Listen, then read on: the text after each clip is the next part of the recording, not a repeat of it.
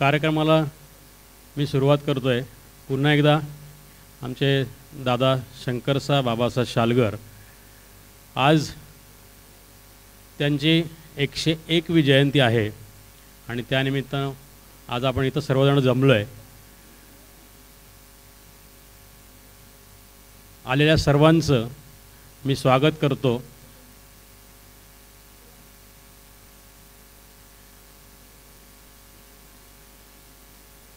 आज दादांचा 101वा वाढदिवस, म्हणजे पुण्यश्लोक कर्तृत्व स्मरण करायचं असेल तर आमच्या दादांचं करावं असं मला वाटतं. यांचं नाव मी आदरपूर्वक घेतो आहे आणि अभिमानाने घेतो आहे, कारण त्यांची कारकिर्दी अतिशय छोटी, म्हणजे 58 वर्षाची, पण कार्य खूप मोठं असं होतं. सुरुवात त्यांच्या जन्मापासून करतो आहे. 21 जुलै 1924 बाबासा शालगर आणि शेवंता शालगर यांचे ते द्वितीय पुत्र. यांचं बालपण संपूर्ण साताऱ्यामध्ये गेलं. खरं तर एक मोठ्या खानदानामध्ये, म्हणजे ज्याचं घराणं असतं असं जे आपण म्हणतो, अशा खानदानामध्ये त्यांचा जन्म झाला.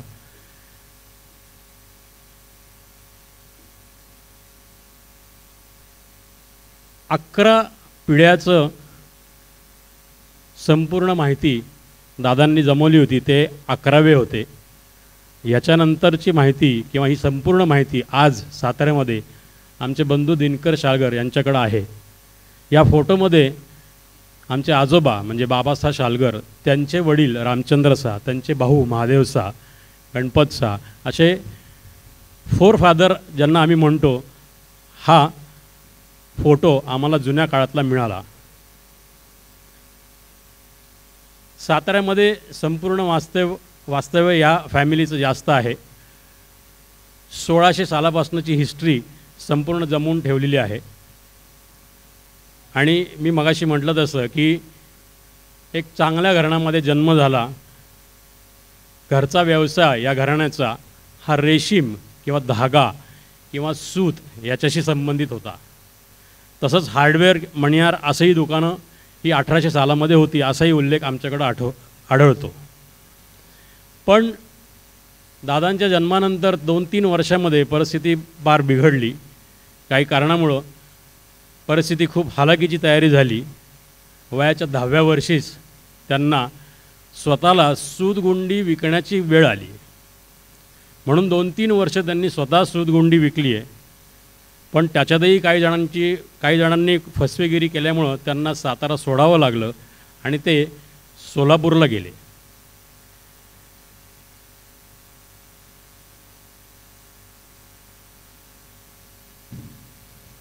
हा त्यांचा वयाच्या 16व्या वर्षीचा फोटो आहे जो आम्हाला मिळाला आहे.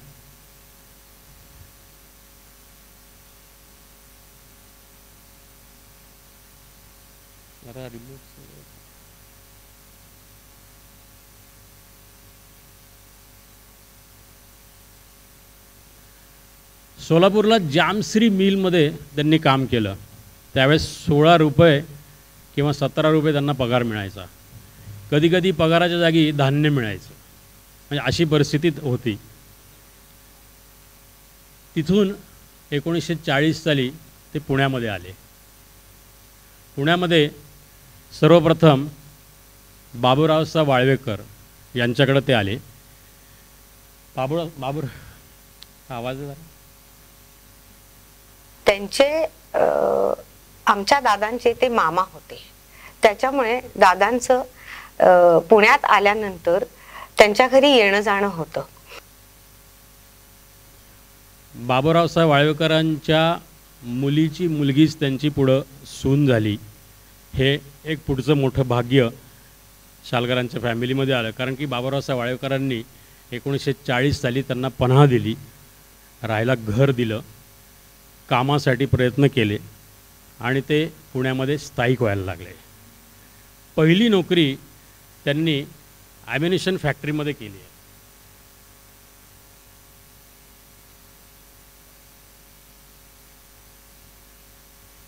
या इथं त्यांनी 3 ते 4 वर्ष नोकरी केली आहे.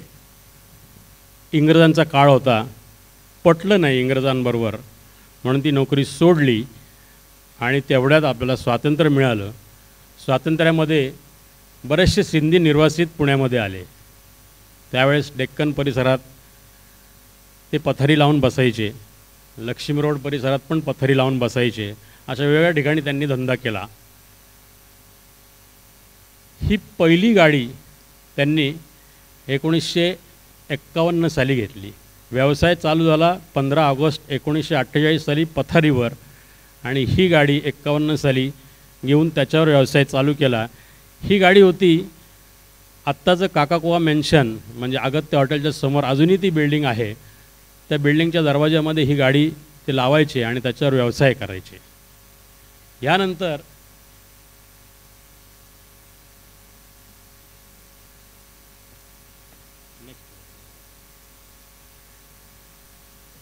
आप्पाबळवंत चौकामध्ये आज जे दुकान आहे त्याचं त्यावेळेस महाराष्ट्र वजिरी असं नाव होतं, आणि एक शटरचं हे दुकान त्यांना 58 साली मिळालं. 26 जानेवारी 58ला त्यांनी हे दुकान चालू केलं आणि तिथून त्यांची खऱ्या अर्थाने वाटचाल चालू झाली. म्हणजे 7-8 वर्ष रस्त्यावर उभं राहून ऊन वारा पाऊस हे सगळं सहन करून व्यवसाय केला आहे. आता हा व्यवसाय करताना त्यांना अनेक अडचणींना तोंड द्यावं लागलं होतं. पुढं समाजामध्ये त्यांनी त्याचा उपयोग करून घेतला आहे की त्यांना ज्या अडचणी आल्या त्या पुढं समाज बांधवांना येऊ नये म्हणून त्यांनी बऱ्याच काही गोष्टी केल्यात. पण त्याच्या आधी मी त्यांच्या दुकान आणि त्यांनी डेव्हलप केलेले सगळे त्यांचे व्यवसायाच्या गोष्टी मी दाखवतो. हे वैभव हजेरीचं दुकान त्यांनी 65 साली चालू केलं. आजही हे दुकान बँक ऑफ इंडियाच्या समोर नववैभव या नावाने आहे आणि आज चव्हाण फॅमिली हे दुकान चालवत आहे. ह्या दुकानाला सुद्धा बाबुराव वाळवेकरांनी हातभार दिला आहे आणि ओपनिंग केलं या दुकानाचं. हे दुकान 65 साली देसाई बंधू आंबेवाले यांच्या बिल्डिंगमध्ये चालू केलं. आजही दुकान हे आमच्या ताब्यामध्ये आहे. याच वेळेस एक दिलीप होजेरी नावाचं दुकान बिझीलँड बिल्डिंग जी आत्ता तुम्ही बघताय त्या ठिकाणी चालू झालं. ते दुकान नंतर झाड फॅमिलीला देण्यात आलं. झाड फॅमिलीमध्ये हिरासा झाड ही जी व्यक्ती होती त्यांचे आज तिन्ही चिरंजीव इथं आलेले आहेत. त्यांच्या मिसेस म्हणजे शारदा झाड या दादांच्या मोठ्या बहिणींची मुलगी होती. त्यांच्यामुळं ते दुकान त्यांना चालवायला दिलं आणि मग झाड फॅमिलीचं त्यानंतर वाटचाल पुढं चालू झाली. हे दुकान 1973 साली त्यांनी शनिवार चौकामध्ये घेतलं.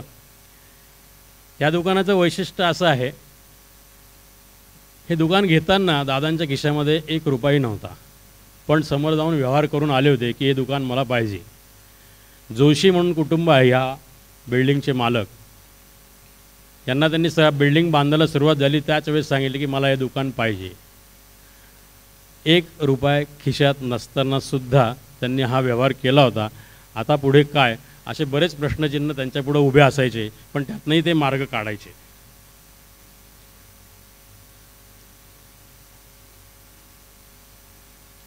ही आहे त्यांची पत्रिका. 1949 साली त्यांचा विवाह झाला आहे. त्या काळात त्यांनी रंगीत पत्रिका छापली आहे आणि पत्रिकेमध्ये फोटो पण छापला आहे. हे एक वैशिष्ट्य मला आत्ता का सांगावंसं वाटतं आहे, कारण 49 साली फोटो असणं ही अतिशय अप्रूप गोष्ट होती आणि ती त्यांनी आत्मसात तेव्हा केली होती, कारण ते सतत आधुनिकतेचा विचार करायचे. ती सौका सुशांता म्हणजेच आमच्या आजोबांची मुलगी. आमचे आजोबा हे पैलवान होते. टिल्लूसा राधासा खानापुरे येवला यांचं ठिकाण, आणि भारतामध्ये पहिल्या 5 पैलवानामध्ये यांची प्रसिद्धी होती. हा फोटो आम्हाला पुण्यामध्ये मिळाला, तेही लक्ष्मी रोडला म्हणजे नरपतगिरी चौकामध्ये एक तालीम आहे, या तालमीमध्ये लावलेला फोटो आम्हाला हा मिळाला. तोही 85 साली मिळाला. सहज तिथे डोकल्यामुळे अरे हे आपले आजोबा आहेत, आणि तेव्हा कळलं की हे हा सगळा, तर त्यामुळे हा फोटो आम्ही तो जपून ठेवला आहे. तर यांचीही मुलगी सुशांता. मी आता येतो त्यांचं ब्रँड किंवा शालगर हेडकार्ड जे डेव्हलप केलं त्यांनी त्यांच्या काळामध्ये. त्यांना जाहिरातीचं मोठं आकर्षण होतं. वेगळ्या विविध प्रकारच्या त्या जाहिराती करायचे. त्या दुकानामध्ये तुम्ही बघा, हा 73 सालचा फोटो आहे. लॉटरीची तिकीटं विकणे किंवा उजवीकडे ती एक व्यक्ती उभी आहे, त्या शेजारी पेन्स लिहिलेलं आहे.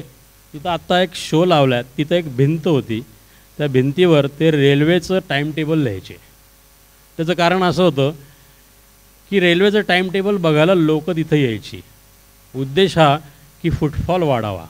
लॉटरीची तिकीटं विकणे हा फुटफॉल वाढवण्याचा एक प्रकार होता की लोकांनी माझ्या दरवाजामध्ये आलं पाहिजे, हा एक उद्देश. जाहिरात करताना अजून एक त्यांचं वैशिष्ट्य असायचं की खाली एक ते टीप लिहायचे, झाडे लावा झाडे जगवा त्या काळी. त्याच्यानंतर टेकड्या संवर्धित करा, हिरवे करा, पाणी वाचवा, असे ते जाहिरातीमध्ये खाली टीप लिहायचे. काय की पारंपरिक वस्त्रे कपडे आणि होजरी मिळण्याचे एकमेव ठिकाण शनिवार पुणे 2 असं अगदी सगळं द्यायचं. आणि शेजारी काय झाडे लावा आणि झाडे जगवा असं असायचं. दुसरी जाहिरात एक अशीच मोठी होती, लहानापासून मोठ्यापर्यंत सर्व कपडे मिळण्याचं एकमेव दालन. आणि मग तिथं खाली त्याच्या असायचं आपला परिसर स्वच्छ राखा. दणकट पायजमा मुलायम बंडी हा शब्द तुम्ही शालकरांचा ऐकला आहे. त्यातली मुलायम बंडी, हा बंडी शब्द कसा आला ते आपण पाहूया. ते शर्ट बनवून द्या, नेहरू शर्ट टाईप, पण लांबी नेहरू शर्टाची नाही पाहिजे. मग ते कॉलर कट केलं, उंची कमी केली. मग सावजींकडेच परत आलो. सावजी ह्याला काय नामकरण काय करायचं, धड नेहरू शर्ट नाही, धड शर्ट नाही, काय करायचं याचं, 12 बंदी टाईप काहीतरी नाव देऊ याला. म्हणलं त्यातलं 12 काढून टाका, बंदी नाव ठेवा. असं ते डिस्कशन मधून त्यांनी आम्हाला उभं केलं. मग ते बंदी बरं नाही वाटत म्हणून त्यातलं डमरूतलं ड केला, मग बंडी केलं. हे सगळं प्रॉपर डिस्कशन करून, बंदी म्हणजे मग बंदीत टाकलेला माणूस वगैरे असं चुकीचं असतं. त्या डमरूतला ड करा आणि बंडी करा असं करून ते सावजींनी नाव दिलेले हे बंडी आमच्या डिस्कशन मध्ये. आणि बंडीचा जन्म झाला. ही गोष्ट असेल माझ्या मते साधारण 1973-74 सालची गोष्ट असेल. मगाशी दाखवलेल्या त्या फोटोमध्ये पायजम्याची किंमत 6.75 रुपये. कोणी ऑब्झर्व केली का बघा. आणि बनियन होता फक्त 1.5 रुपये. हे त्यांच्या जाहिरातीची कल्पकता किंवा नामकरण करण्याची कल्पकता होती. धाडस भयंकर होतं. वेगळ्या विषयाचं धाडस ते करायचे. मगाशी मी म्हटलं तसं पगडी नसताना सुद्धा दुकान घेणे किंवा आश्वासन देऊन समोरच्याला काम करून देणे. कारण एकदा शब्द दिला की ते काम पूर्ण करायचं, हा एक त्यांचा गुण नक्कीच होता. 72 ते 75 साल ही 4 वर्ष जर त्यांची पाहिली तर 72 साली मोठ्या मुलीचं लग्न केलं आहे. 73 साली शालगर होजेरी हे दुकान विकत घेतलं आहे म्हणजे पगडी देऊन. 74 साली दुसऱ्या मुलीचं लग्न केलं आहे. 75 साली बंगला बांधला आहे. या 4 वर्षामध्ये त्यांनी एवढ्या फास्ट डेव्हलपमेंट केल्या. आजही जर या 4 वर्षात आपल्याला 2 लग्न, एक घर उभं करायचं आणि दुकान घ्यायचं म्हटलं तर हे शक्य होणार नाही असं मला वाटतं. पण त्यांनी त्या काळी 4 वर्षात ते करून दाखवलं. आता हे सगळं करण्यासाठी त्यांना भांडवलाची कायम चणचण लागायची. अर्थात त्यांनी मित्रपरिवार असा जमा केला होता की तो मित्रपरिवार त्यांना पैशासाठी मदत करायचा.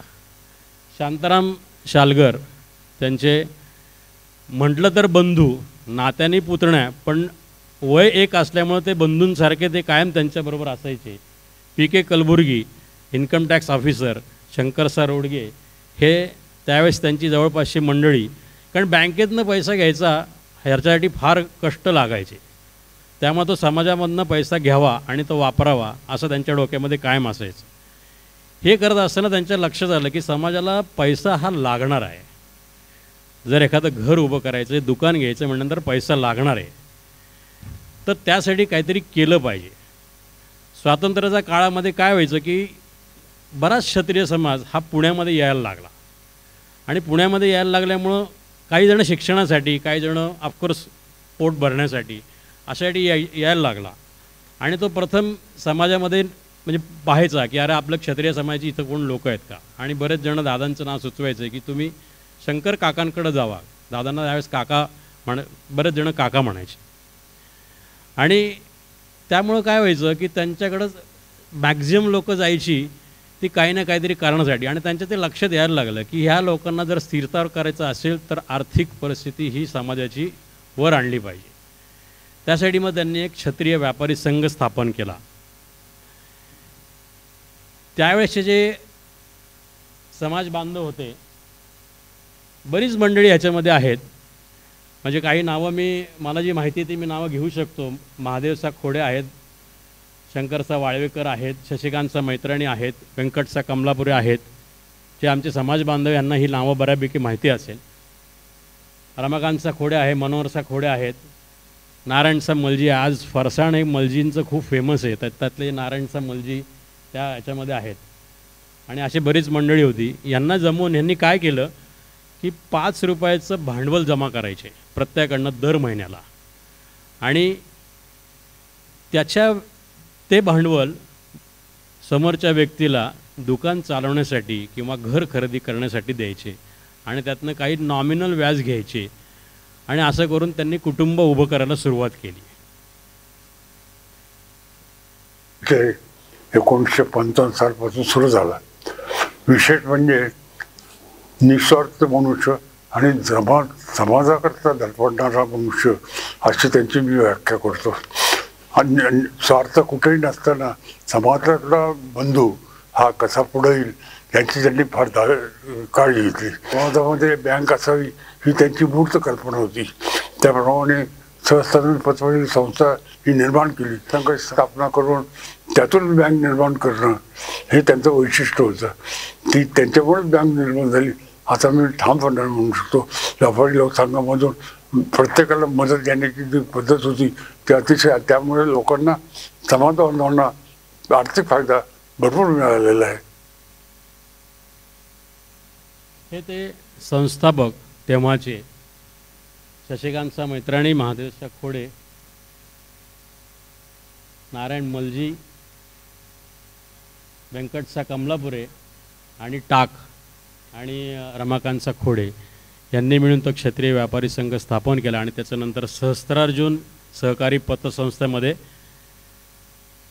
साधारणपणे 1963 मध्ये व्यापारी संघाची स्थापना त्यांनी केली होती. आपल्या समाजामध्ये तळागाळातल्या लोकांना फायनान्शियल मदत व्हावी या हिशोबाने ते केली होती. म्हणजे 40,000 रुपयाचा कारभार आज 12 कोटीपर्यंत पोहोचलेला आहे. 31 जुलै 1981 मध्ये पतसंस्थेची स्थापना केली आणि तो कारभार जो आहे तो एक टेबलावरती कारभार चालू होता. आणि आत्ता सध्या जन्नू अपार्टमेंट येथे आपली स्वतःची वास्तू आहे श्री सहस्त्रार्जुन पतसंस्थेची. आणि तिथं आता जवळजवळ 12-15 कोटीचा टर्नओव्हर होतोय. त्यांनी लावलेलं जे रोपटं होतं त्याचं आज ह्या वटवृक्षामध्ये रूपांतर झालेलं आहे.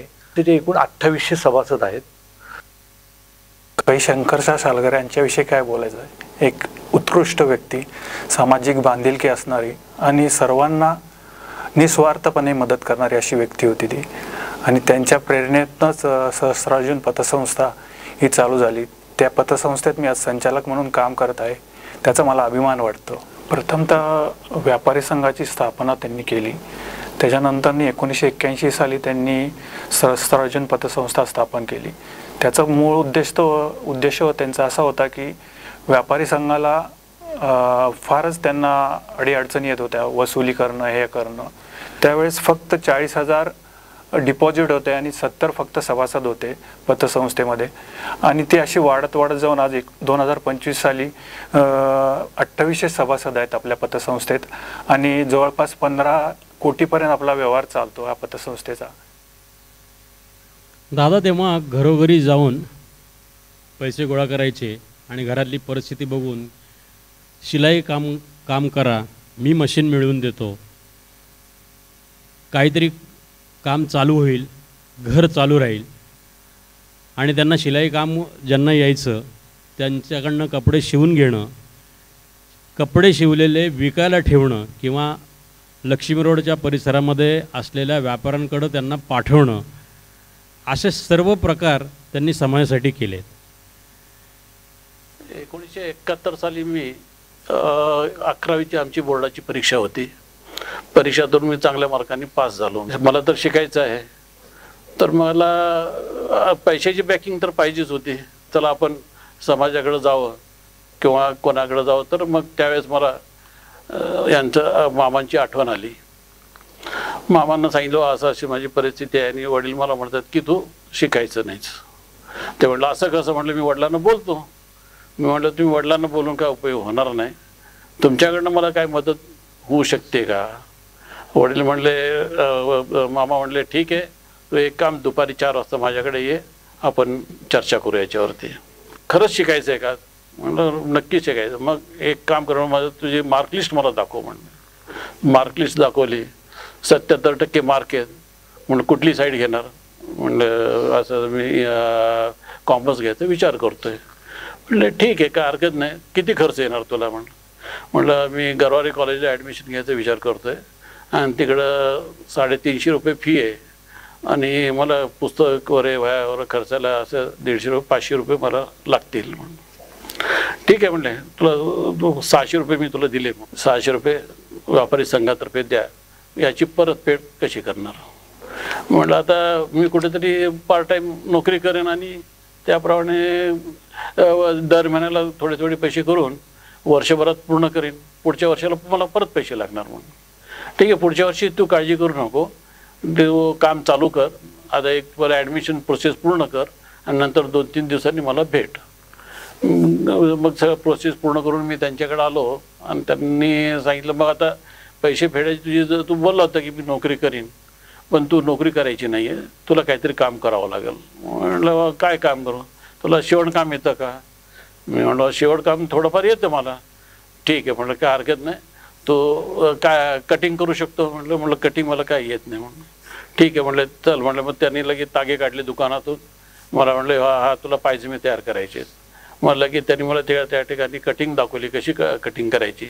2-3 वेळा त्यांनी कापून दिलं आणि याच्या पुढे आता तू कर म्हणलं. मग मी त्यांनी तागे द्यायचे, मी घरी आणायचं, पायजमे तयार करायचे.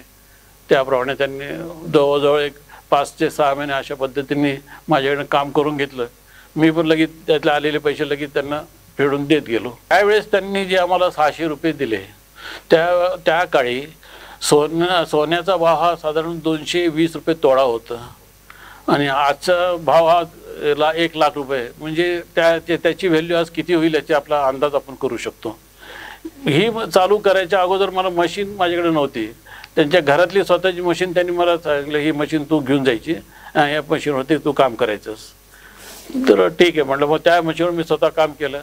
त्यानंतर आमच्या भावाला तयार केलं, 2 भावांना तयार केलं. मग सगळ्यांनी मिळून आम्ही हा धंदा केला. तर श्रीकृष्ण ड्रेसेस या नावाने आज त्याचं पुण्यामध्ये आज बऱ्यापैकी चांगल्यापैकी नाव आहे.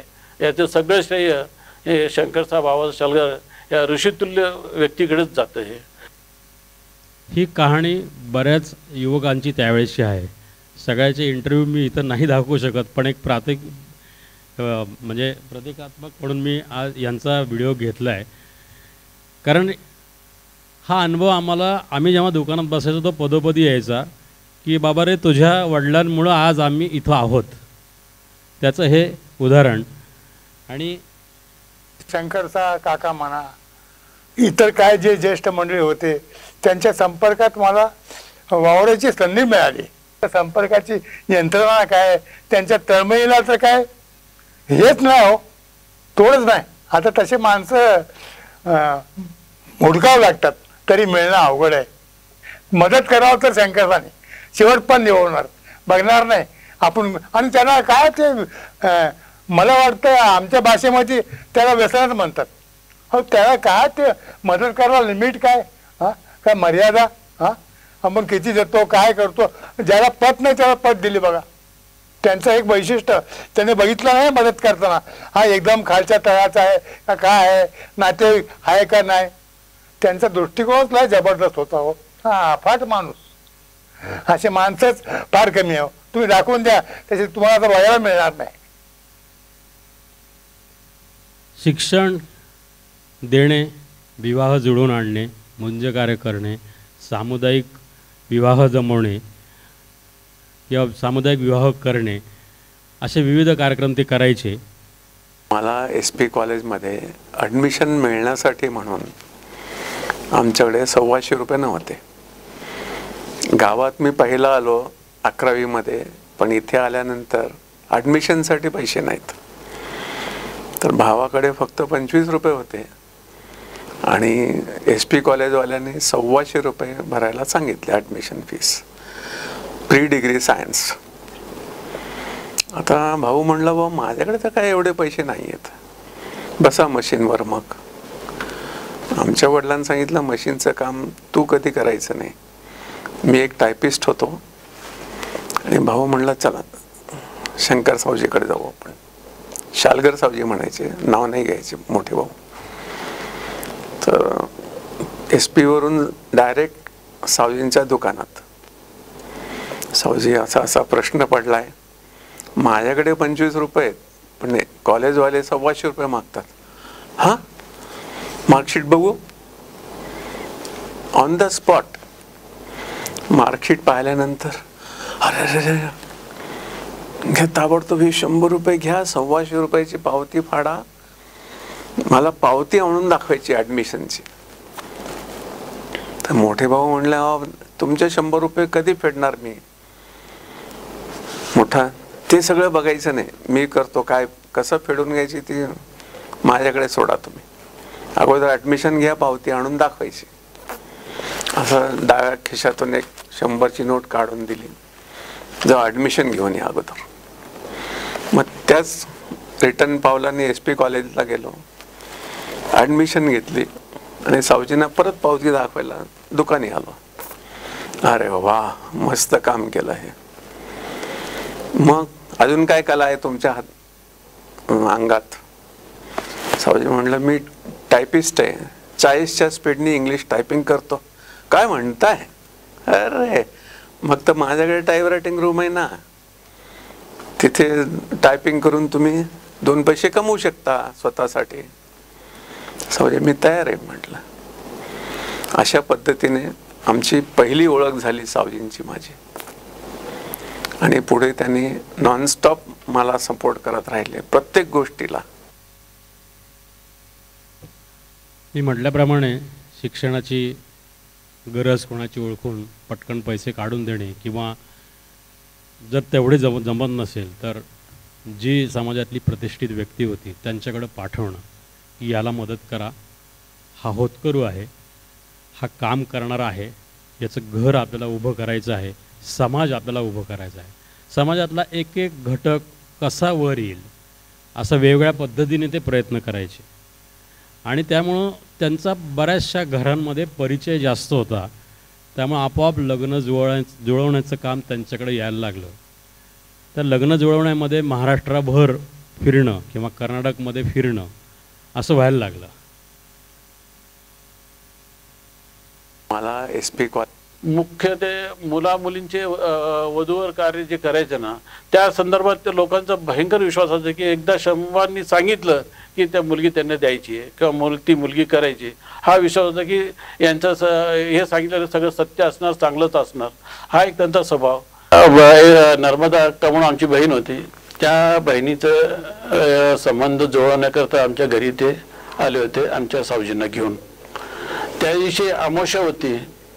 आमच्या वडिलांनी, आमच्या काकांनी सांगितलं की अमावस्या आहे, आम्ही मुलगी दाखवत नाही. तर ते म्हणले, कुठल्याच जमान्यात तुम्ही वावरताय? म्हणले, एवढ्याशा छोट्याशा कारणासाठी तुम्ही मुलगी दाखवत नाही, मुलगा उद्या बाहेरगावी चाललेला आहे, तुम्ही मुलगी दाखवा, तुम्हाला निर्णय कुठला कधी घ्यायचा तो तुम्ही तुमचा वेळ ठरवून करा, पण मुलगी दाखवायला काळावर तुम्ही बघू नका. म्हणजे त्या काळात त्यांनी जी अंधश्रद्धा वगैरे ज्या होत्या ते सुद्धा त्यांनी ते जुगारलेलं आहे. हे अमावस्या हे सुद्धा अशी पाहण्यासारखी वस्तू नाही, दाखवा म्हणून त्याने आग्रह धरला आणि त्या दिवशी आम्ही मुलगी दाखवली आणि ती मुलगी नक्की झाली. त्यांचा संसार हा फार चांगल्या प्रकारे झाला की अमावस्या म्हणून दाखवली म्हणून तो संसार त्यांचा काही खराब झाला नाही. की हे प्रकर्षाने आम्हाला जाणवलं की हे अंधश्रद्धावर असं काही नाहीये. आपण जी गोष्ट करतोय ती वेळ सगळ्यात चांगली असते, हे महत्वाचं आहे. हे त्यांनी आम्हाला त्याशी दाखवून दिलं आणि त्याच्यानंतर आमचा संबंध आला आणि प्रत्येक वेळी त्यांनी आम्हाला या गोष्टीची जाणीव करून दिली की तुम्ही कुठल्या वेळ बघायची, हे बघायचं, हे अजिबात तुम्ही बघा. म्हणजे इतके त्यावेळेस ते सुधारणावादी होते, याचं आम्हाला त्यावेळेस आश्चर्य वाटलं होतं. जेव्हा कामाला सुरुवात करायची तीच वेळ चांगली असते, हा मंत्र त्यांनी आम्हाला याच्यातनं दिला आहे. शनिवार बघायचा नाही, अमावस्या बघायची नाही, काम चालू करायचं. आपली भावना चांगला असण्याची मतलब आहे. मग ती वेळ कुठली का ते मुहूर्त बिहूर्त शोधायला जायचं नाही. चांगलं काम करताय चालू करा, हा त्यांचा जो उद्देश. म्हणजे मुलगी दाखवताना पण अमावस्या वगैरे काही बघणं काही गरज नाही आहे. हा त्यांचा प्रवास. हे सामुदायिक मुंजी आत्तापर्यंत 4 वेळा सामुदायिक मुंजी झाल्या. त्यातला एक फोटो आम्हाला मिळाला आहे. त्याच्यामध्ये आमचेच एक बंधू आहेत, चंद्रकांत शालगर, आणि बरेच बांधव आहेत की त्यांचं सामुदायिक मुंज त्यांनी केलेली आहे. स्वभाव जर विचार केला तर शांत, संयमी. म्हणजे कोणी किती काही बोललं तरी त्यांनी कधी त्यांना उलट उत्तर असे काही दिलेले नाही आहेत.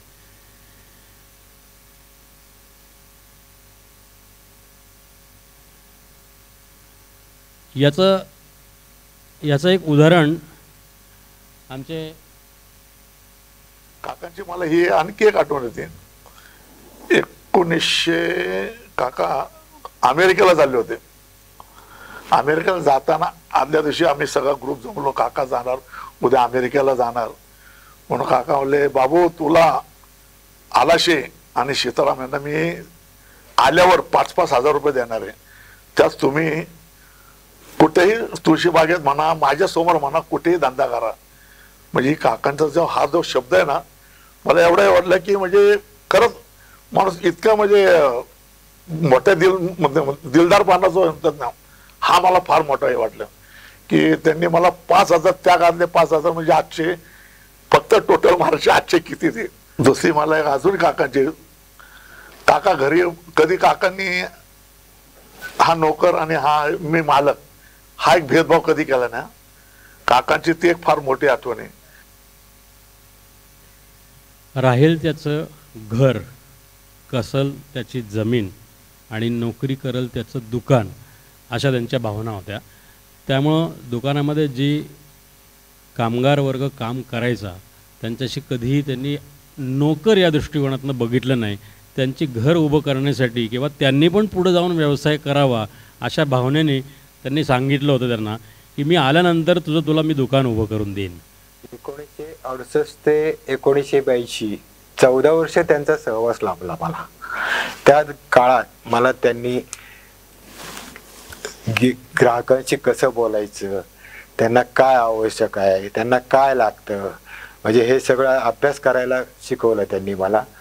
आणि त्या दरम्यान मला त्यांनी दैनंदिन रोजनिशी लिहायला शिकवलं, जमा खर्च शिकवला आणि व्यापाऱ्यांची व्यापार करताना त्यांची ओळख करून दिली मला. त्यांच्यामुळं मला त्यांच्या बरोबरीने सगळ्या व्यापाऱ्यांची माझी ओळख झाली. आणि त्यांचा स्वभाव म्हणजे खूप मनमोकळा होता. आणि त्यांनी आयुष्यात मला 2च गोष्टी शिकवल्या, प्रामाणिक राहायचं आणि कधीही खोटं बोलायचं नाही. ही त्यांची 2 तत्व मला त्यांनी शिकवली. त्याचा मला आयुष्यात खूप म्हणजे उपयोग झाला. हे अनंत आलासे माझ्या जन्मापासनं म्हणजे 1968 साली ते कामाला आले आणि आत्ता मागच्या वर्षी ते रिटायर झाले. म्हणजे जवळपास 57 वर्ष त्यांनी शालगर परिवाराला एक सेवा म्हणण्यापेक्षा सहाय्य दिलं. त्यांचं संपूर्ण आयुष्य. का तर दादांनी जी शिकवण तेव्हा दिली, जे काही शिकवलं गेलं, त्यांनी शब्द वापरला की मला लिहायला शिकवलं, म्हणजे अकाउंटन्सी, वही कशी लिहायची, जमा खर्च खाते, तेव्हा ती खतावणी वगैरे हे सगळं लिहून करायला लागायचं. त्यांच्याकडनंच आम्ही शिकलो. म्हणजे मी अकाउंटिंग शिकलो, ऑफकोर्स कॉलेजमध्ये जे काही शिकवलं जातं ती गोष्ट वेगळी, पण प्रॅक्टिकल जे शिकलं गेलं वही लिहिण्याचं ते मला आलस्यांनी शिकवलं. हा त्यांनी शिकवलेला वारसा यांनी आम्हाला पुढं दिला. याच्यानंतर मी येतो आहे त्यांच्या स्वप्नाकडं. ऑफकोर्स प्रत्येकाचं स्वप्न असतं की घर बांधावं, आपलं स्वतःचं घर असलं पाहिजे. त्यांना मुकुंदनगरमध्ये प्लॉट घेण्याची फार इच्छा होती आणि बऱ्यापैकी त्यांचं मुकुंदनगरमधल्या सोसायटीमध्ये बोलणं झालं होतं आणि प्लॉट नक्की झाला होता, पण काही कारणामुळं ते प्रकरण फिसकटलं गेलं. म्हणून त्यांनी त्याच्याच पुढे वाळवेकर नगरच्या पुढे पद्मदर्शन सोसायटी जस्ट उदयाला आली होती, तिथं प्लॉट घेतला. साधारण 67 सालची ही गोष्ट आहे. त्यावेळेस प्लॉट नक्की करून त्यांना नावाला 2000 रुपये देऊन ठेवले आणि पुढच्या 1-2 वर्षामध्ये त्यांनी ते पूर्ण केले. आणि हे करताना 74 साली त्यांनी वास्तुशांती केली आहे आणि 20 डिसेंबर 75ला स्वतःचं घर बांधलं आहे. मी मगाशी म्हटलं तसं की 72 ते 75 ह्या काळामध्ये त्यांनी बऱ्याच काही डेव्हलपमेंट केल्या स्वतःच्या. त्यात हे घर. आता 75 साली मी तर 7 वर्षाचाच होतो आणि माझे बंधू आणि माझे बहीण हे आम्ही लहान असल्यामुळे आम्ही रविवार पेठेतच राहायचो आणि आई आणि वडील हे पद्मदर्शन सोसायटीमध्ये जाऊन राहायचे. आम्ही अर्थात खूप उशिरा म्हणजे 85 साली तिकडं राहायला गेलो. त्या सोसायटीमध्ये क्षत्रिय समाजाने जास्तीत जास्त प्लॉट घ्यावे म्हणून त्यांनी खूप प्रयत्न केले. शंकरसाहेब बाबासाहेब शालगर म्हणजे आम्ही शंभाच म्हणायचो. शंभा म्हणूनच ते जास्त करून प्रसिद्ध होते. माझ्या आयुष्यात मात्र एक महत्त्वाची घटना अशी घडली. म्हणजे तर अशी परिस्थिती होती त्याच वेळेला नेमकं इथे एक प्लॉट आहे म्हणून माझ्या अण्णांकडनं म्हणजे शंकरसाहेब रोडगेंकडनं कळलं. वसंत रोडगे त्यांना आम्ही सांगितलं की बा तिथं जर का प्लॉट असेल तर तो आम्हाला प्रायोरिटीवर द्यायला तुम्ही काहीतरी मदत करा. तर त्यांनी शंभाशांना सांगितलं की ताईचे यजमानांना म्हणजे प्रकाश खोडेंना प्लॉटची अत्यंत जरूर आहे, लगेच ते बांधणार आहेत आणि जागेची त्यांना अडचण आहे, राहायच्याच जागेची. राहा संध्याकाळी निरोप आला. मी तिथं दुकानात होतो. एका प्लॉट पाहिजे असेल तर जरा यांना जाऊन भेटा म्हणून वसंत सावजींनी फोन केला मला. मग मी गेलो लगेच तिथे. तिथं महादेवसा खोडे म्हणजे माझे चुलत काका, बाळासाहेब झाड, आणखीन 1-2 जण होते. शंभासांनी खिशातनं एक अशी चिठ्ठी चपाटी त्यांच्या खिशात ते पोतडीच भरलेली असायची त्यांची. ते त्यांनी काढली म्हणजे असं असं या ठिकाणी असा प्लॉट आहे, पद्मभूषण सोसायटीचं नाव आहे. अर्थात त्यावेळेला खूप लांब असं वाटत होतं हे. म्हणजे सगळं ठीक आहे पण शंभासाहेब म्हटल्यानंतर मला फक्त हा प्लॉट आठवतो की त्यांनी त्या दिवशी जी काही शिफारस केली ती अत्यंत म्हणजे काय म्हणता येईल त्याला, मगाशी म्हणल्याप्रमाणे की आमच्या जीवनाला कलाटणी देणारीच ठरली आणि खूप चांगलंच झालं आमचं. ही एक फार चांगली आणि मोठी आठवण आहे माझ्या दृष्टीने. त्याची तुलनाच होऊ शकत नाही थोडक्यात सांगायचं म्हणजे. कमलापुरे फॅमिलीला तिथं प्लॉट मिळून देणं, Pawar family, Khanapure family, Khode family अशा लोकांना प्लॉट मिळून दिला आहे. त्या सोसायटीच्या संस्थेवर पण काम करून तिथं रस्ते करण्यासाठी मदत करणे, लाईट आणणे, पाण्याची सोय करणे अशी वेगवेगळी कामंसुद्धा त्यांनी पद्मदर्शन सोसायटीमध्ये केली आहेत. हे सगळं करताना त्यांना एक प्रवासाची आवड पण खूप होती. खरं तर ते पुण्याचे समाजामध्ये एक त्यांचं वरचं स्थान होतं. म्हणजे उपाध्यक्ष होते ट्रस्टचे.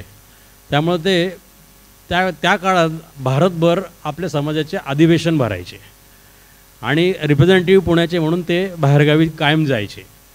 म्हणजे बेंगलोरला अधिवेशन असायचे, हैदराबादला अधिवेशन असायचे, चेन्नईला असायचे. रामकृष्णसा खोडे हे नाव बऱ्याच जणांना माहिती असेल की खोडे डिस्टरीज नावाने त्यांची आज डिस्टरी खूप फेमस आहे. हे ते अधिवेशन भरवायचे. तर दादा त्या अधिवेशनाला जायचे आणि जाताना आमच्यापैकी कोणाला तरी एकाला घेऊन जायचे. आता उद्देश बघा, मी तर 10 वर्षाचा होतो, मला हैदराबादला घेऊन गेले होते रेल्वे काय असते, रेल्वेचं टाईम टेबल तर अर्थात त्यांनी ते लावलेलं होतंच, पण रेल्वेचा प्रवास काय असतो, रेल्वे कुठल्या बाजूला चालली, कशी असते, प्लॅटफॉर्म काय असतं, हे जे काय बघायला मिळालं लहानपणी, हे ते त्यांच्या माध्यमातून बघायला मिळालं. बाहेर गावाला जायचे तर जेव्हा त्यांनी अमेरिकेचा प्रवास केला आहे तेव्हासुद्धा त्यांनी काही जणांना पत्र पाठवली आहेत. बाहेर गावाला गेले की तिथली वैशिष्ट्य जे आहे ते लिहून काढायचे आणि ते लिहून कोणाला कोणातरी पाठवायचे. USA गेले त्यावेळेस त्यांनी एक पत्र पाठवलं. लहान असल्यापासून त्यांचा माझा संबंध फार जवळचा आहे. ते पहिले अमेरिकेला जाऊन आले तर मला पहिले पत्र पाठवलं होतं. मनोहर म्हणले तुला मी पहिले पत्र पाठवतो आणि हे तू हे ठेवून मी जपून ठेवलं होतं. माझ्यावर भयंकर प्रेम आहे. प्रेम म्हणजे काय ते बोलण्याच्या पलीकडे माझ्या डोळ्यातनं पाणी यायचे. एकदमच प्रेम होत आहे. त्यांनी मला प्रत्येक टायमाला काय पाहिजे ते मदत केली आहे. मला सांगायचं तुला काय पाहिजे ते सांग मला, मी लगेच तुला मदत करतो आहे. त्यांनी कधी मला दुखवलं बी नाही, कधी हे केलं नाही. काही घेताना आहे ते आमच्या तिघा भावांना सुद्धा त्यांनी आहे ते प्रत्येक टायमाला बोलून करून आहे ते सगळं करायची मदत आहे. ती मदतीच्या बाबतीत त्यांचा असा हात असायचा आहे ते प्रत्येक टायमाला आहे. समाजासाठी घरच्यासाठी त्यांनी एवढी आम्हाला सुद्धा मदत केली का नाही कल्पनेच्या बाहेर. एक गोष्ट मला आठवते म्हणजे ते जेव्हा अमेरिकेच्या ट्रिपला गेले होते तेव्हा त्यांनी स्वित्झर्लंडमधनं एक पत्र पाठवलं होतं त्या ट्रिपमध्ये. आणि ते पत्र इतकं छान आणि सुंदर, त्या स्वित्झर्लंडचं जे कार्ड होतं ते मागे त्याच्यावरती स्वित्झर्लंडमधला एक सीन होता, पण त्याच्या मागे त्यांनी अगदी असं छान पत्र लिहिलं होतं आणि त्यात लिहिलं होतं की हा सगळा जो आपला देश आहे तोच खरा आणि मी इथे भिंडतोय, सगळं छान बघतोय, पण आपल्या देशाला तुलना नाही. तर हे त्यांचं जे त्याच्यामधलं वाक्य होतं ते खूप महत्वाचं आणि लक्षात राहण्यासारखं होतं. प्रवास वर्णन सुद्धा त्यांनी आम्हाला पाठवलेले आहेत युरोपमधनं. आणि अमेरिकेमध्ये जेव्हा ते गेले होते त्यावेळेस प्रत्येक ठिकाणावरनं पत्र यायचं. अर्थात ते पत्र यायला त्यावेळेस 3 आठवडे लागायचे आणि त्यांचा प्रवास पुढं चालू असायचा आणि आम्हाला एक पत्र यायचं. पत्र साधं एक पोस्टकार्डसारखंच पत्र यायचं. एका बाजूला चित्र आणि एका बाजूला अर्ध्या ह्याच्यात पत्ता लिहिणं आणि अर्ध्या ह्याच्यात ते लिहायचे. तेवढ्या ह्याच्यात पण ते काही ना काहीतरी लिहून पाठवायचे आम्हाला. ह्याची प्रचिती म्हणजे त्यांच्या या समाजकार्याची सगळी प्रचिती म्हणजे ते गेल्यानंतर सुद्धा जवळजवळ 10-12 वर्ष आम्हाला लोक येऊन भेटत त्यांच्या घरी आले. तसं मी दादांबद्दल खूप काही ऐकलं. खूप लोक त्यांचा सन्मान करायचे आणि खूप गोष्टी त्यांच्याबद्दल चांगल्या बोलल्या जायच्या. त्याच्यामुळे मी स्वतःला अतिशय भाग्यवान समजते की मी आज त्यांची सून आहे की आणि शालगर परिवाराची एक सदस्य आहे. आमची बहीण वंदना म्हणजे आत्ताची दया रोडगे, तिने तिचं काही मनोगत लिहिलं आहे ते मी वाचून दाखवतो. आणि ती काय म्हटली आहे, दादा एक असं व्यक्तिमत्व आहे की त्याचं वर्णन करणं अवघड आहे. तरी त्यांच्या काही आठवणी मनामध्ये कोरल्या आहेत त्या मी तुम्हाला सांगते. शंकरच्या शालगरांची मी 3री मुलगी. एखादी आठवण मला सांगावीशी वाटते.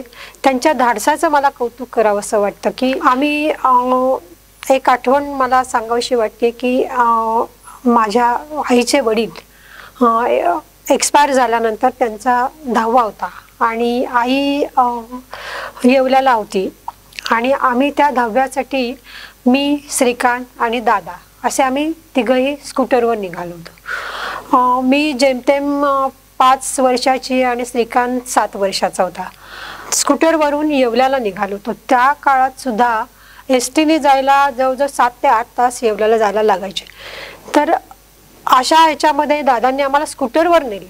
मध्येच मी झोपत होते, मला झोप येत होती, पण श्रीकांत मला मागून सावरत होता. आणि अशा ह्याच्यामध्ये एका रेल्वे फाटकाच्या जवळ आम्ही आलो आणि आम्ही दोघंही खाली उतरलो आणि दादा ते रेल्वे फाटक ओलांडायचा प्रयत्न करत होते. अशा ह्याच्यामध्ये त्या रेल्वे ट्रॅकवर स्कूटरचं चाक अडकलं.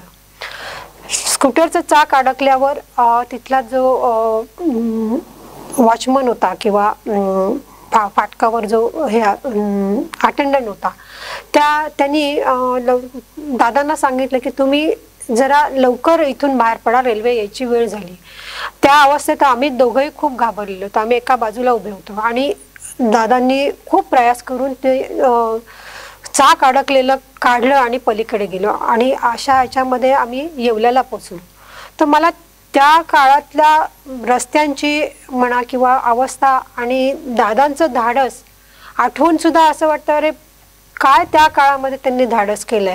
पिक्चर बघायला, नाटकं बघायला पण खूप आवडायचे आणि ते स्वतःही आईला घेऊन सोमवारी जायचे आणि आमच्या मुलांसाठी सुद्धा लहान मुलांचे पिक्चर, नाटकं बघायला नेहमी आम्हाला प्रोत्साहन द्यायचे.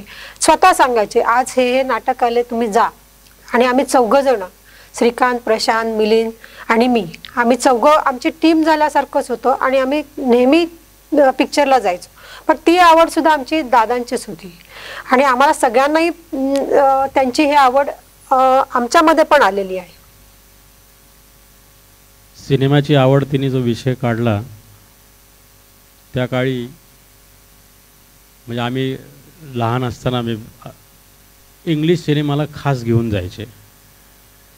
वॉल्ट डिस्नेचे सिनेमा यायचे ते सुद्धा आम्हाला ते दाखवायचे.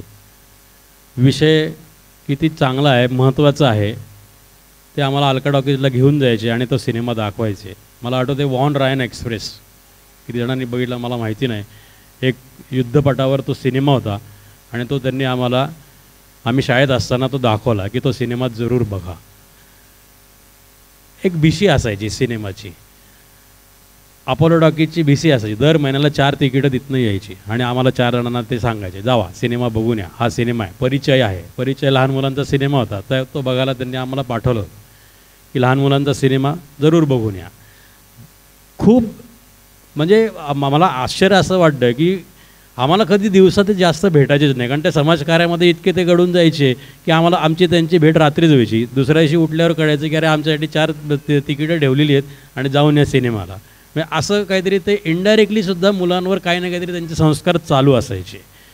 सकाळी घरी ते ऑफकोर्स बंगल्यावरनं ज्यावेळेस इकडं रविवार पेठेत यायचे, आल्यानंतर रेडिओ लावायचे. ते रेडिओ लावायचे त्यांची ते एक खडकुड असायची, कारण त्यांना ते सकाळचा बातम्या ऐकणं एक फार अप्रूप असायचं. पुणे स्टेशन लावायचं, त्या बातम्या लावायच्या. झाली की असं व्हायचं की बाबा चला, हा त्यावेळेची गाणी लागत नाही, पहिल्यांदा बातम्या लागायच्या, त्यांचा तो समाचार चालू असायचा. म्हणजे ते समाचार चालू झालं की चला की सकाळ झाली, म्हणजे त्या चिवचिवांच्या आवाजाच्या ऐवजी आजोबांच्या रेडिओचा आवाज असायचा. हे तेव्हाचे आम्ही 4 जण. हा 80 सालातला आमचा फोटो आहे. दादांनी खास आम्हाला जाऊन की फोटो काढून ठेवा. फोटोची त्यांना खूप आवड असायची. वंदना मला वाटतं 12वीला होती, तिचा बोर्डासाठी तिला फोटो काढायचा होता. प्रशांत 10वीला होता, त्याला फोटो काढायचा होता SSC बोर्डासाठी. म्हणून आम्ही 4घंही तो फोटो काढायला गेलो होतो आणि त्यावेळेस सांगितलं होतं की 4घांचा आवर्जून फोटो काढायचा, जवळ ठेवायचा आणि फोटो आला की त्याच्या खाली ते तारीख लिहून ठेवायची की हा कधीचा फोटो आहे ते. असं म्हणजे प्रत्येक ठिकाणी नोंद करणं हे पण त्यांचं एक वैशिष्ट्य आम्हाला ते खूप अप्रूप वाटायचं तेव्हा. आणि शाळेत आम्ही जायचो तर पहिले आम्हाला दुकानात जायला लागायचं, मग शाळेत जायचं आणि शाळा सुटली की दुकानात यायला लागायचं आणि मग घरी जायचं. असा सर्व भावंडांचा, म्हणजे माझ्यापेक्षा मोठे जे होते त्यांना पण तोच. मला लहानपणीपासून वडिलांनी आमच्यावर खूप छान संस्कार केले. त्यांच्या अशा आठवणी आहेत काही. आम्ही शाळेत जायचो दुकानावरून, मग दुकानातून शाळेत जाताना दादांना भेटून मग पुढे जायचो. जर कपाळाला जर गंध नसेल, कुंकू लावलेलं नसेल तर त्यांना ते चालायचं नाही, ते तिथं थांबवायचे.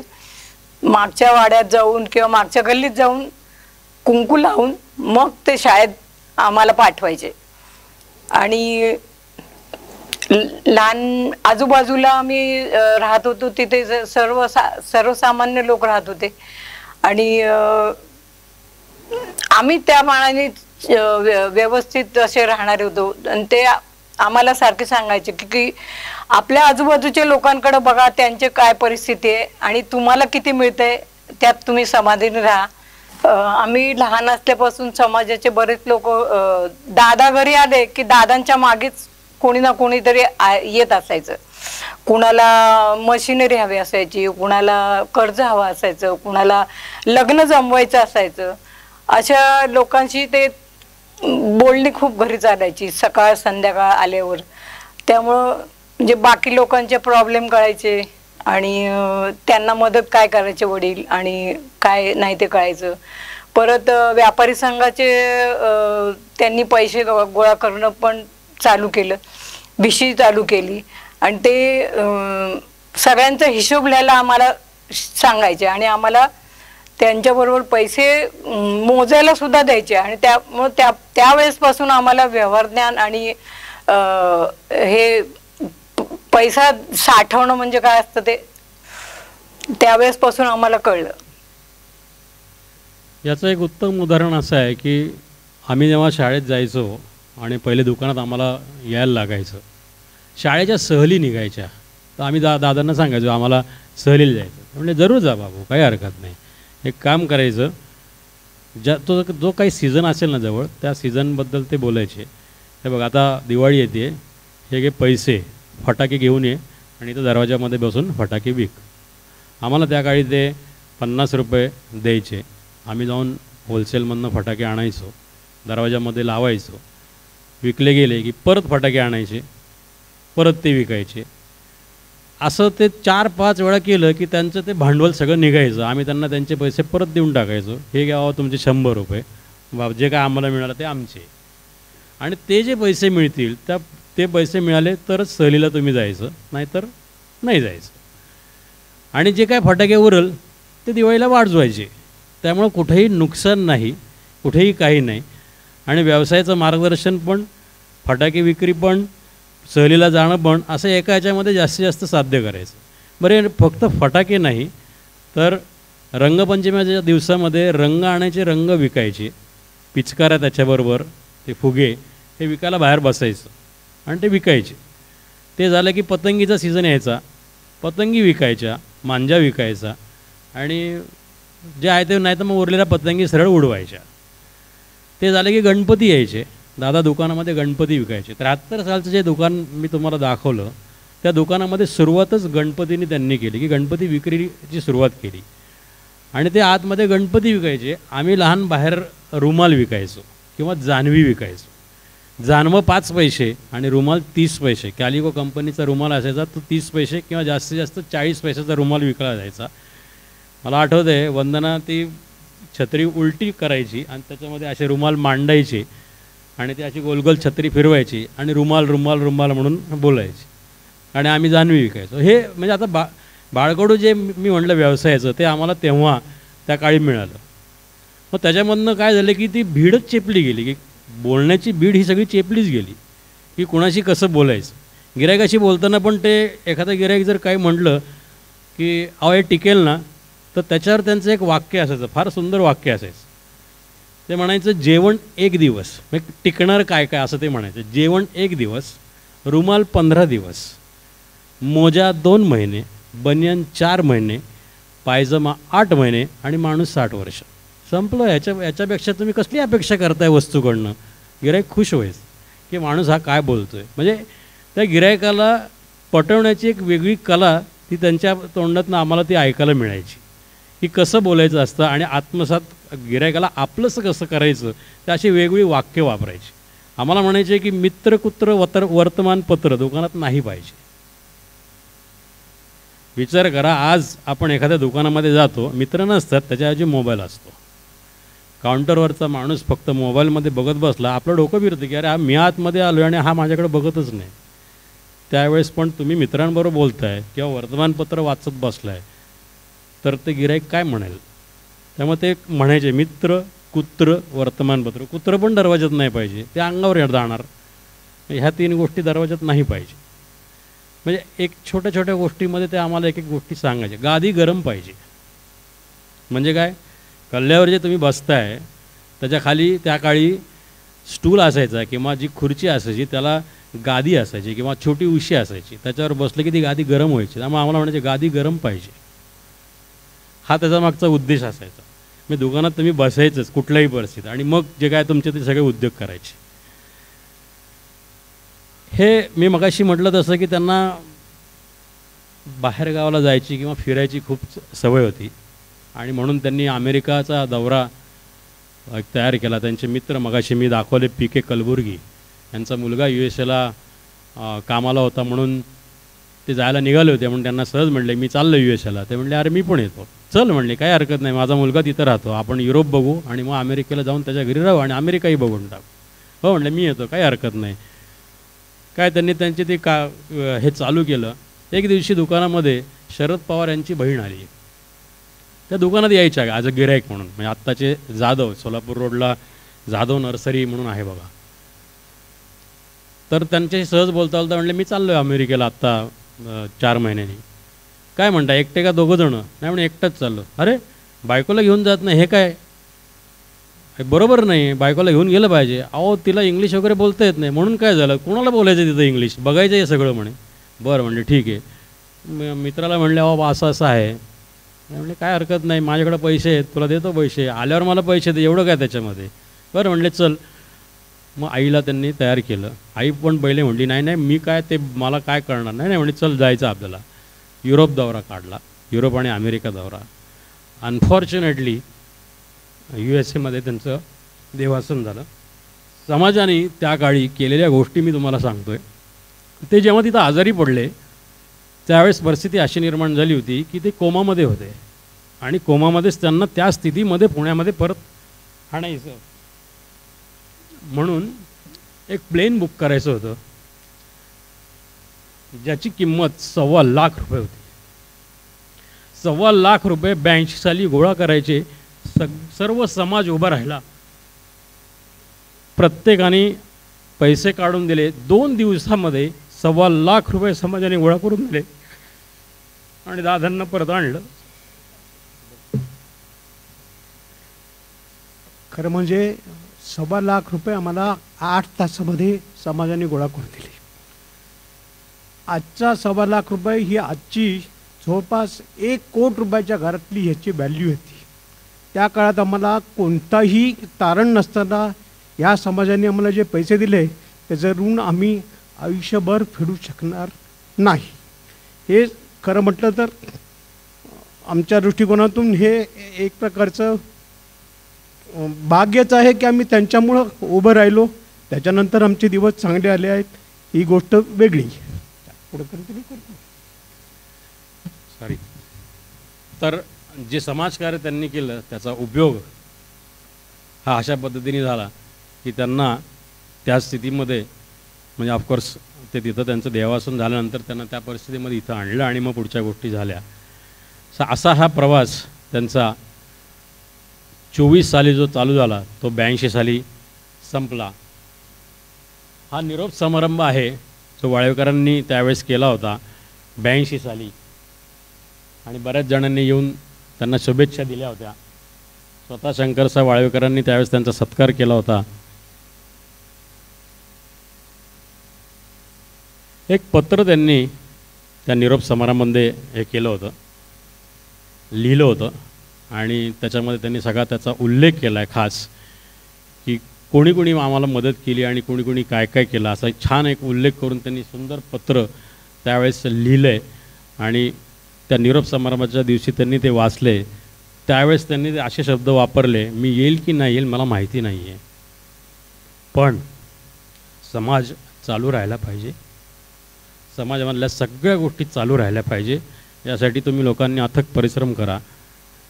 तुम्हाला काय पाहिजे तिकडनं मी बऱ्याचशा गोष्टी माहिती काढून आणणार आहे. आणि वेळोवेळी त्यांनी पत्रामध्ये उल्लेख केलेला आहे की अरे इथं ह्या गोष्टी चांगल्या आहेत, या आपल्या समाजाला उपयोग होणार आहे, अरे इथं या गोष्टी चांगल्या आहेत. बऱ्याच जणांना त्यांनी पत्र पाठवली आहेत. बरेच जण इथं आहेत की ते म्हणतात की हो आम्हाला पत्र आलं होतं. मला आश्चर्य वाटतं आहे की त्या 25 दिवसाचा त्यांचा जो युरोप आणि अमेरिकेचा दौरा होता त्याच्यामध्ये जवळपास त्यांनी 50 ते 60 पत्र लिहिलेली आहेत आणि ती इकडं पाठवून दिलेली आहेत.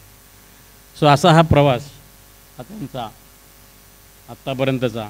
आणि हे त्यांचे ही आमची सगळ्यात मोठी बहीण हेमा, दुसरी शोभा, श्रीकांत, वंदना, प्रशांत आणि मी हे त्यांनी काढलेले त्यांच्या याच्यामध्ये असलेले फोटो हे आज आमच्याकडं आहेत.